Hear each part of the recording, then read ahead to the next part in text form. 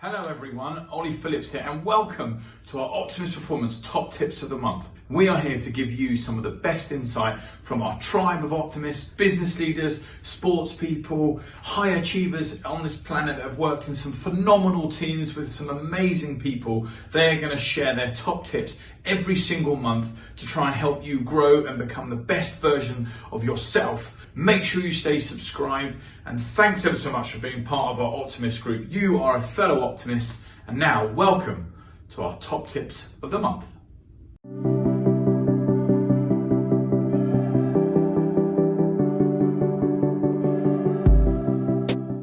Plan and organize.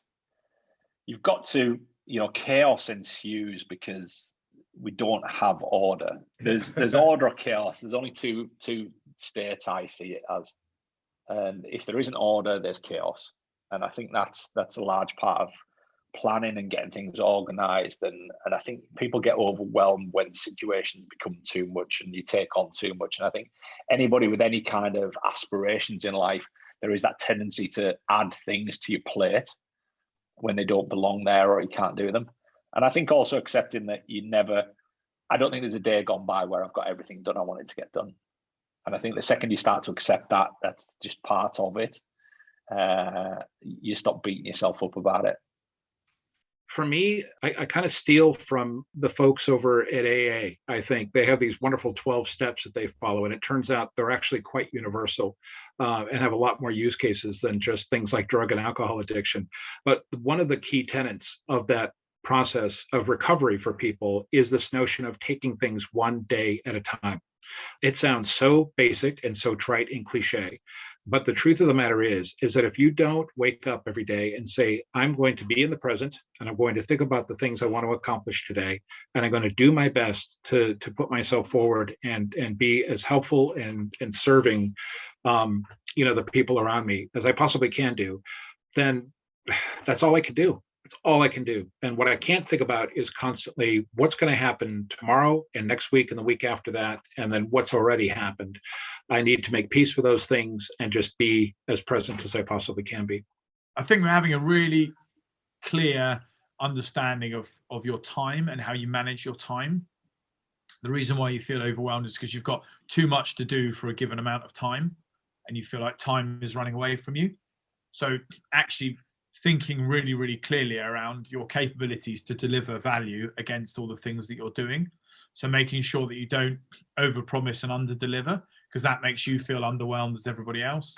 And equally at the same time, making sure that you invest effort and energy into you and understanding how you can get your sort of rest and recovery, so that actually when you are applied into a project, whatever that might be, or a goal or working towards a goal, you're fully committed and you know that you can deliver it. It will stretch you, it will push you for sure, but you know that you can deliver against it because you've got the talent, the team and everything else around it. So I think more often than not, people get overwhelmed because they've miscalculated that time and effort calculation. 3 weeks in hospital in 2010. The end result of being overwhelmed. Would not recommend it to anyone. Lots of changes since then. Good sleep patterns, critical. Understanding like your body, exercising way more than I ever have at the moment. So lockdown's done some great stuff for me there. Being really aware of when you work best. I now get up at 5:30 every morning, and that will be when I do my best work. I feel a little bit smug when other people get up. I've got some credit in the bank. Say no. Actually got challenged by Kirk at Google, Kirk Vallis. He said, Rusty, here's your challenge. You got to say no 3 times in the next period of time, and that's been helpful for me to prioritise. And as well as that, when I now have lists of stuff to do, I do prioritise. So stuff has different weightings, and I gamify it, which has worked pretty well for me. To social media, email off my phone. Both of those things, you get some deep work done, as Cal Newport would say. And then last thing, check in with my wife. She's a good judge of how overwhelmed Rusty is. I hope that's helpful. Over and out.